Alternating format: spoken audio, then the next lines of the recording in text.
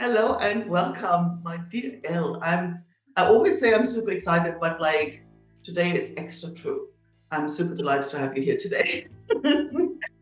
I was just thinking, do you know this is the first time we've ever connected on the same day? Because I'm normally in your Oh, future. This is the first yeah, time that we're on the same day. that is hilarious. Yeah, and it is funny, it catches on the edge because that's kind of answering one of the questions I was going to ask you. So, let people know where in this lovely world are you and, what's your business? So I'm based in New Zealand, and the delight of being in New Zealand is I'm normally ahead of everybody else with regards to time. And it's really been a mind bend for me to realize that even though I'm in your future and you're in my past, we're always in the exact moment. And so therefore, we really get to see through the illusion of time by being placed over here on the globe. And what my business is all about, well, I've come from 20 plus years of experience in personal development, which I now combine with spiritual law. And my company is the Unapologetic Woman. And I'm really just on a mission to empower women to start living their most exquisite lives through intentional self-expression without using words, but really understanding how manifestation works, how life works, and how to start living life in a way that just feels life-gasmic, because why the hell not? Oh, it's like one of the things I love about you is your word creation. So, you just come out with the most amazing, it's like, oh, why has nobody ever thought of this? Very cool. And the unapologetic is my favorite word about everything I know about you and your world. Unapologetic. How did you get to the place to, because you walk your talk, right? You know how sometimes you talk to therapists that help people get over anxiety and then they're all anxious, right? So, or yoga teacher who kind of like, teach calm living and they're the most nervous people you've ever meet because it feels they're doing their thing because they're the ones who need it most, right? But you walk your talk with the unapologetic. Um, so how did you get to that? I would assume it's been a journey. It's been 50 years and counting. It's been a case of living very presently and being taken to the depths of hell and doing all the things that I've been told that will make me better and finding that nothing works and eventually getting my I take it this is not an R18 show, my fuck this shit moment in life again and again and again. And every time that I get to that level, it's always because I come to the realization that I'm believing somebody else instead of trusting myself. I've Mm. lost a belief in self. And we're all human. We're all on this amazing human experience. And I do not for one moment say that I have all my shit together and that, I'm walking on sunshine all day, every day.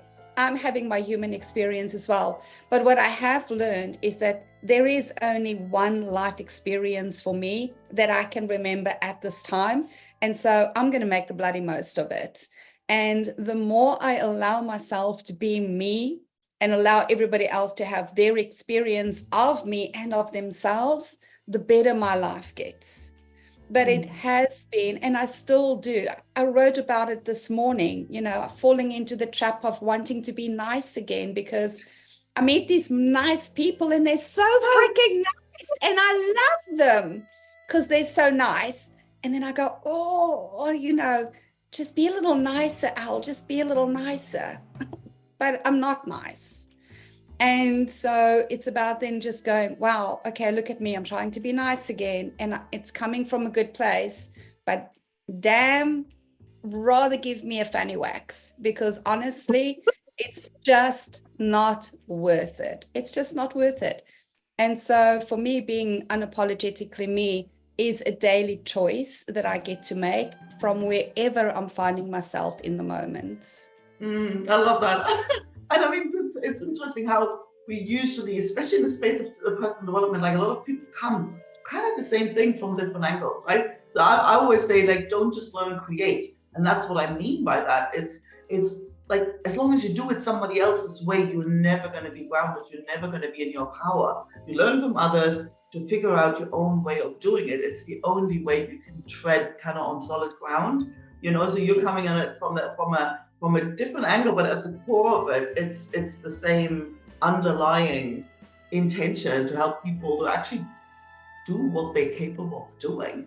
So what is something typical that, like, how does it show up in say when you work with clients, because you're a coach, aren't you? Right? Okay, we can call me kind that. Kind of like, well, okay, you know, fuck names, whatever, but well, yes. That's fair enough. Yeah, welcome to the club.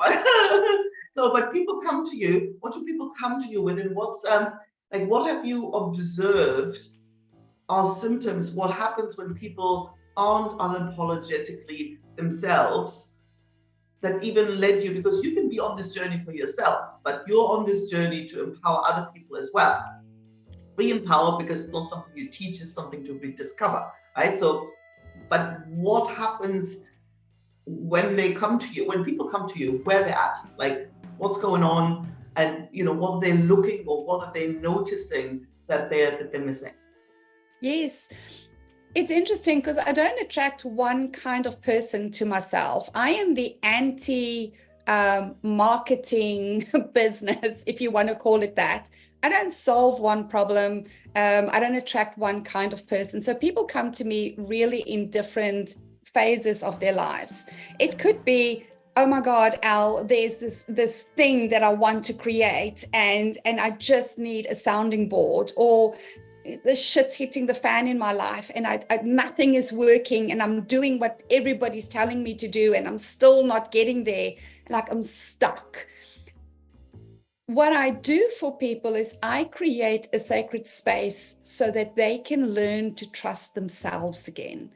I create a sacred space where my belief in people is so unshakable that they get to recalibrate to that and start trusting themselves, start believing themselves, start having conversations again about what is possible. So I support people in moving out of the realm of the status quo conversations, out of the realm of what other people think is possible or impossible for you.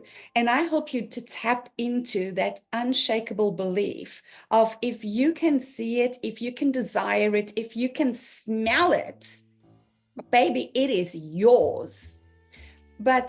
And this is the thing that most people still don't get. It's a calibration to who you have already become in the desire. It's not about setting a goal. It's not about taking the steps. It's not about creating the plan. It is not an external game. It is an internal game. And that's why I say to people, it's time to shift from one-dimensional goal setting to all-dimensional calibration, because it's who you are.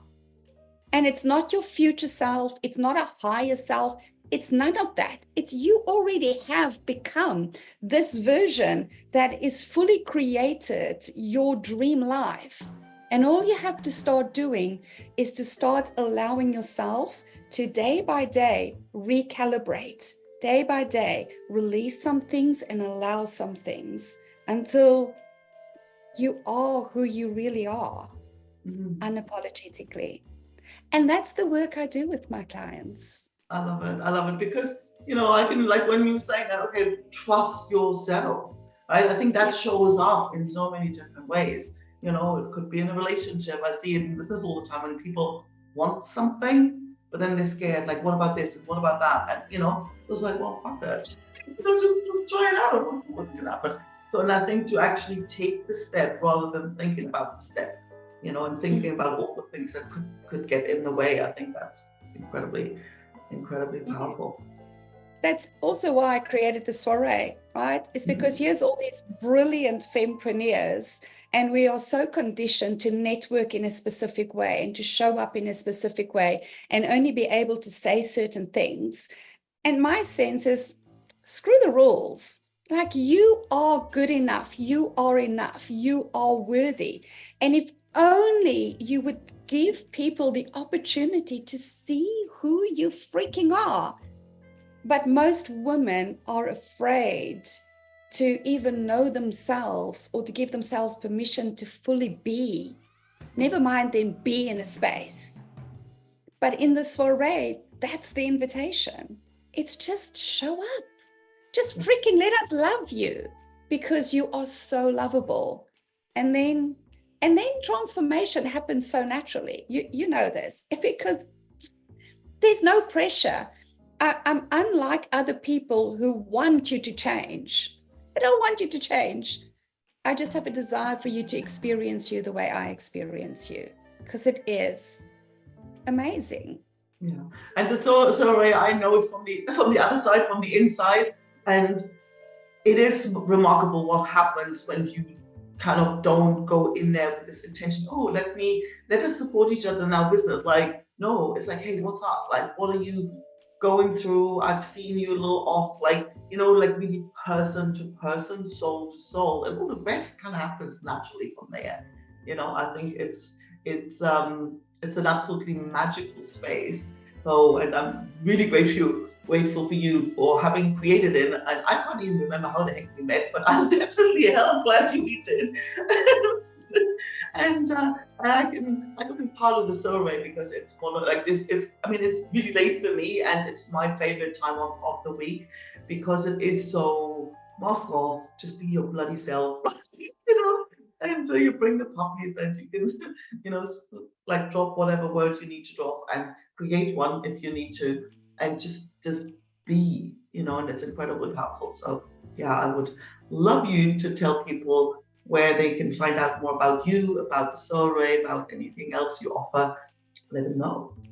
Absolutely. So my website is always a good place to go to, unapologetic-woman.com, and a lot of information is on there. Hopefully not too much. I try and keep it as lean as possible. And I'm on LinkedIn, so that's always a great place to connect with me. And I've just made my comeback onto Facebook. Oh my God. And I was ever going to do that, but so hell yeah. So come and say hi on Facebook as well if you're on there. And here's what I want to say to people. Don't follow me. Connect with me. I am really not interested in followers. I am interested in connections. I'm interested in conversations. I am interested in actually getting to know people and to have community. I think that's the saddest thing when we have all these platforms that's available for us to really connect, and then people just follow from the shadows. Like, don't follow. Love it. Come out of the shadows and connect. That's the perfect landing place. Thank you so much. And I look forward to the next soiree meeting. Me too. Thanks so much for having me, Anke. I love you and I love your show. And can I give a shout out for the amazing background? Oh, yes. It looks sensational today. So thank you. It's only going to get better. We're going to have to give a shout out to our lovely Amy, and I'm going to pop her details in the comments. Absolutely. Cheers.